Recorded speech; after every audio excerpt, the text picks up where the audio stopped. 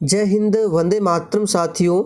आज की इस वीडियो में इकोनॉमिक्स जीके से 40 मोस्ट वीवीआई क्वेश्चंस को कवर करेंगे, जो कि 2023 में सभी प्रतियोगी परीक्षाओं के लिए काफ़ी ज़्यादा महत्वपूर्ण रहेगा। इसलिए आप सभी आज के इस सेशन को बिना स्किप किए लास्ट तक देखें। तो चलिए, पहला प्रश्न है, निम्नलिखित में प्राथमिक क्षेत्र किसे कहा जाता है। वेरी इंपॉर्टेंट प्रश्न है। चलिए आप सभी आंसर बताइए। आंसर करने के लिए आप लोगों को नीचे लाइव चैट का ऑप्शन मिल रहा होगा, इसलिए प्रत्येक स्टूडेंट को नीचे लाइव चैट में अपना अपना आंसर बताना है। और जो भी नए स्टूडेंट चैनल पर पहली बार आए हैं, आप लोग क्लास टाइमिंग को नोट कर लीजिए। डेली शाम 7:30 बजे आपको इस चैनल पर लाइव चैट के साथ क्लास मिलेंगे। तो इनमें से किसे प्राथमिक क्षेत्र कहा जाता है? तो यहाँ पर जो भी बच्चे फर्स्ट ऑप्शन बता रहे हैं, आपका बिल्कुल सही जवाब है। कृषि क्षेत्र को प्राथमिक क्षेत्र कहा जाता है, औद्योगिक क्षेत्र को द्वितीयक क्षेत्र और सेवा क्षेत्र को तृतीयक क्षेत्र कहा जाता है।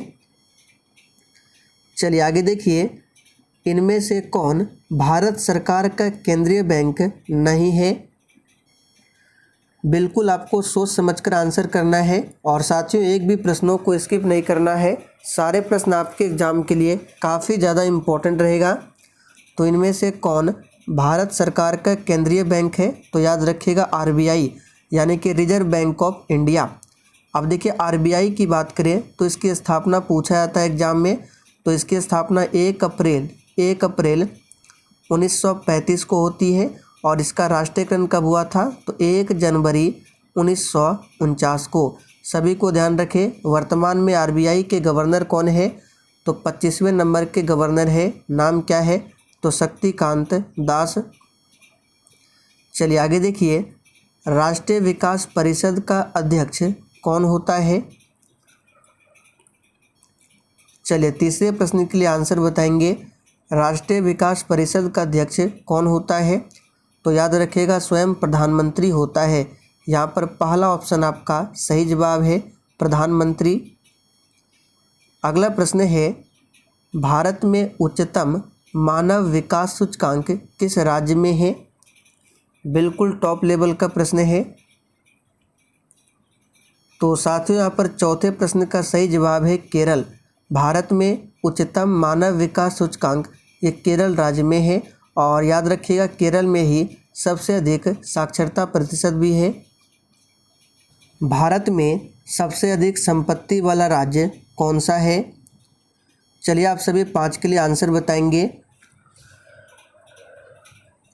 तो साथियों भारत में सबसे अधिक संपत्ति वाला राज्य महाराष्ट्र राज्य है। तो यहाँ पर बी ऑप्शन आपका सही जवाब है। महाराष्ट्र की बात करें तो जनसंख्या में ये दूसरे स्थान पर आता है। जनसंख्या में पहले स्थान पर उत्तर प्रदेश है, दूसरे स्थान पर महाराष्ट्र है और तीसरे स्थान पर अपना बिहार है। इन सभी फैक्ट को ध्यान रखें, एग्जाम में पूछा जाता है। चलिए आगे देखिए, भारत का कितना प्रतिशत आबादी कृषि उद्योग पर निर्भर है? बिल्कुल 1 नंबर का प्रश्न है, फटाफट से आंसर कीजिए। तो साथियों यहाँ पर छठे प्रश्न का सही जवाब है 58.9% आबादी जो है ये क्या है? तो कृषि उद्योग पर निर्भर है। जनसंख्या वृद्धि से आर्थिक विकास की गति क्या होती है? बिल्कुल आपको सोच समझकर आंसर करना है और प्रत्येक स्टूडेंट को आंसर देना है, जिससे आपका प्रॉपर तरीके से रिवीजन भी हो। तो जनसंख्या वृद्धि से आर्थिक विकास की गति क्या होती है? मंद हो जाती है। यहाँ पर सी ऑप्शन आपका सही जवाब है। आर्थिक विकास की व्याख्या के विभिन्न आधार कौन कौन से हैं? चलिए 8 के लिए आंसर कीजिए। आर्थिक विकास की व्याख्या के विभिन्न आधार कौन कौन से हैं? तो सकल राष्ट्रीय उत्पाद, प्रति व्यक्ति आय, आर्थिक कल्याण का आधार, ये सभी है। तो यहाँ पर डी ऑप्शन आपका सही है। पहला मानव विकास सूचकांक किस अर्थशास्त्री ने तैयार किया था? चलिए मोस्ट वीवीआई क्वेश्चन है, इसको भी मार्क कीजिए। तो साथियों पहला मानव विकास सूचकांक किस अर्थशास्त्री ने तैयार किया था? तो इस प्रश्न को अभी याद कर लीजिए। महबूब उल हक ने। यहाँ पर बी ऑप्शन आपका सही जवाब है, ध्यान रखेंगे। मानव विकास सूचकांक यानी कि HDI ह्यूमन डेवलपमेंट इंडेक्स। व्यावसायिक बैंक का राष्ट्रीयकरण कब किया गया? चलिए 10 के लिए आंसर बताएंगे। और साथियों, जिसने अभी तक सेशन को लाइक नहीं किया है तो प्लीज़ आप सभी से रिक्वेस्ट है, आप सभी सेशन को दिल से एक बार ज़रूर लाइक कर दें। तो व्यावसायिक बैंक का राष्ट्रीयकरण कब किया गया था? तो याद कर लीजिए 1969 में। यहाँ पर सी ऑप्शन आपका सही जवाब है। और यहाँ से एक प्रश्न बनता है कि भारत का सबसे बड़ा व्यावसायिक बैंक कौन सा है? तो याद कर लीजिए SBI, जिसका पुराना नाम था इंपीरियल बैंक ऑफ इंडिया। अंतर्राष्ट्रीय व्यापार संबंधी नियमों को निर्धारित करने वाली संस्था कौन सी है? चलिए 11 के लिए आंसर कीजिए फटाफट से। तो साथियों, अंतर्राष्ट्रीय व्यापार संबंधी नियमों को निर्धारित करने वाली संस्था कौन सी है? तो याद रखिएगा ये है विश्व बैंक यानी कि वर्ल्ड बैंक। और इसका हेडक्वार्टर भी पूछा जाता है तो वाशिंगटन DC में है इसका हेडक्वार्टर। भारत में योजना आयोग का गठन कब किया गया था? चलिए ये भी प्रश्न मोस्ट VVI है, बार बार परीक्षाओं में पूछा जाता है। तो साथियों, भारत में योजना आयोग का गठन किया गया था 15 मार्च 1950 को। तो यहाँ पर फर्स्ट ऑप्शन आपका सही जवाब है। और वर्तमान में योजना आयोग के स्थान पर क्या है? नीति आयोग, जिसकी स्थापना हुई थी 1 जनवरी 2015 को। और नीति आयोग के वर्तमान में अध्यक्ष कौन है? प्रधानमंत्री है। बिहार के किस जिले का प्रति व्यक्ति आय सर्वाधिक है? तो साथियों, यहाँ पर 13वें प्रश्न का आंसर क्या हो जाएगा? तो याद रखिएगा पटना जिला का प्रति व्यक्ति आय सबसे अधिक है। और भारत में सबसे पहले प्रति व्यक्ति आय का अनुमान किसने लगाया था? तो याद रखिएगा दादा भाई नौरोजी ने। और उस समय प्रति व्यक्ति आय क्या था? तो 20 रुपये, इसे भी ध्यान रखिए। लीची का विश्व में सबसे बड़ा उत्पादक देश कौन सा है? तो प्यारे साथियों, लीची का विश्व में सबसे बड़ा उत्पादक देश अपना प्यारा भारत है। यहाँ पर पहला ऑप्शन आपका सही जवाब है। भारत में राष्ट्रीय आय की गणना के लिए सर्वमान्य प्रमाणित संस्था कौन सी है? तो यहाँ पर 15वें प्रश्न का आंसर क्या हो जाएगा? याद रखिएगा केंद्रीय सांख्यिकी संगठन। यहाँ पर सी ऑप्शन सही जवाब है। भारत में वित्तीय वर्ष कहा जाता है?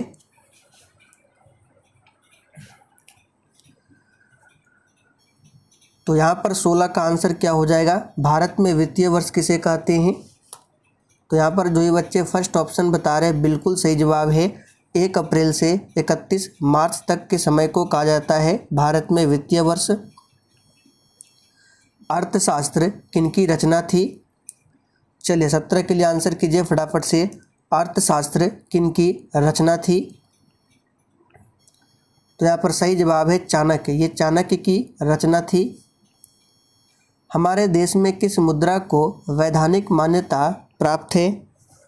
चलिए बिल्कुल सोच समझकर आंसर बताना है। तो यहाँ पर सही जवाब क्या हो जाएगा? पत्र मुद्रा।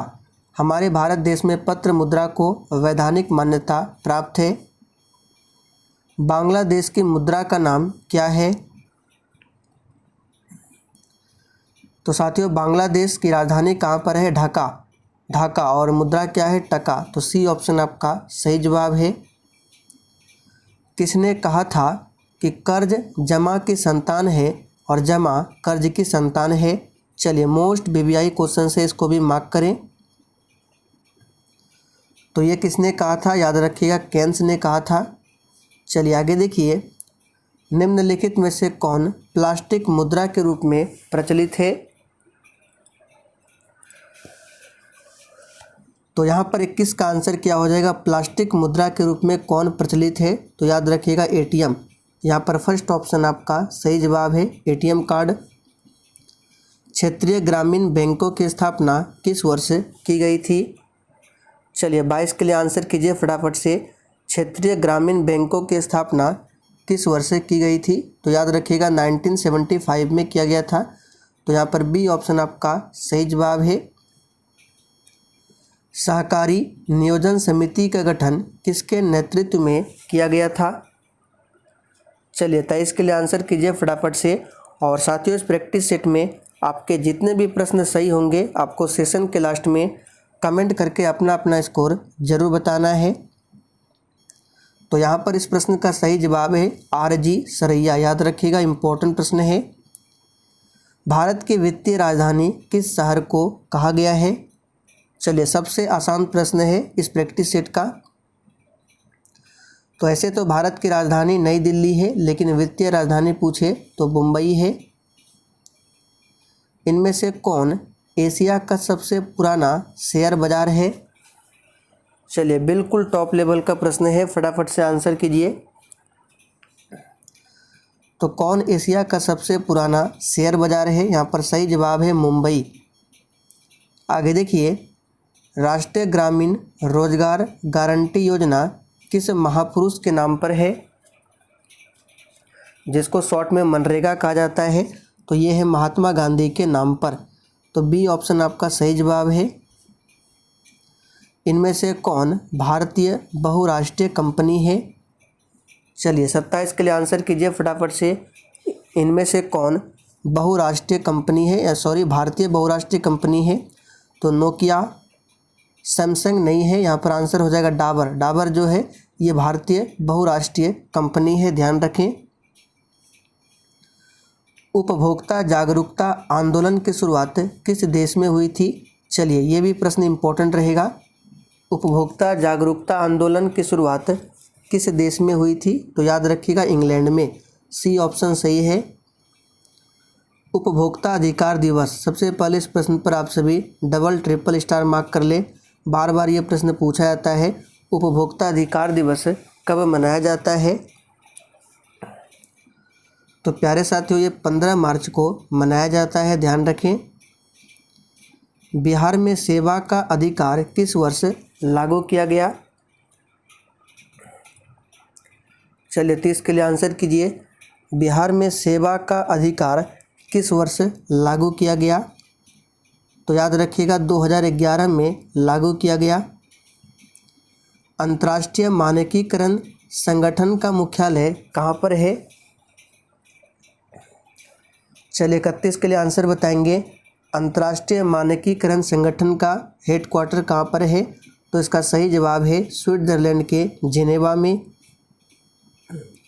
निम्न में कौन भोज्य पदार्थों की शुद्धता की गारंटी देता है?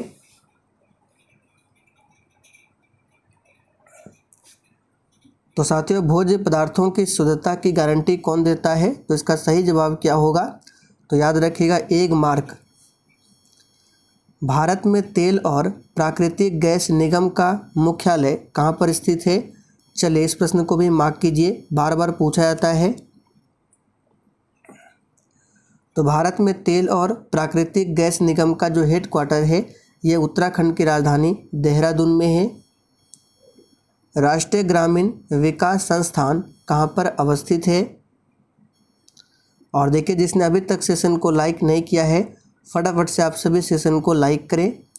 तो इसका सही जवाब है हैदराबाद में है। भारत में अधिकतर किस प्रकार की बेरोजगारी है? चलिए मोस्ट वीवीआई क्वेश्चन है ये भी।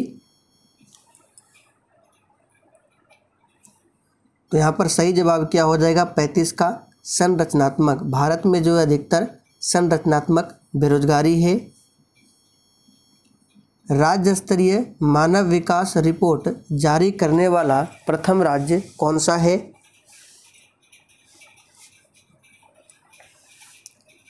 तो यहाँ पर 36 का आंसर हो जाएगा मध्य प्रदेश। याद रखिए कौन सा है? मध्य प्रदेश है। बंद अर्थव्यवस्था से आप क्या समझते हैं? आप लोगों ने देखा होगा ये भी प्रश्न बार बार पूछा जाता है, इसको भी मार्क कर लें। तो प्यारे साथियों बंद अर्थव्यवस्था से आप क्या समझते हैं? तो देखिए बंद अर्थव्यवस्था में क्या होता है, ना तो आयात होता है और ना ही निर्यात होता है। तो यहाँ पर डी ऑप्शन आपका सही जवाब है, आयात निर्यात बंद होता है। भारत में प्रच्छन्न बेरोजगारी सामान्यतः दिखाई देती है?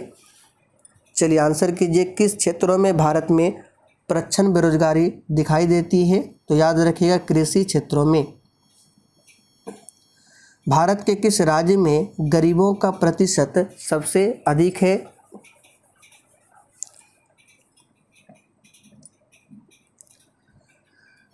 तो भारत के किस राज्य में गरीबों का प्रतिशत सबसे अधिक है? तो इसका सही जवाब क्या होगा? बिहार में। याद रखिएगा, यहाँ पर बी ऑप्शन आपका सही जवाब है, बिहार में। भारतीय अर्थव्यवस्था के उदारीकरण का अग्रदूत किसको कहा जाता है?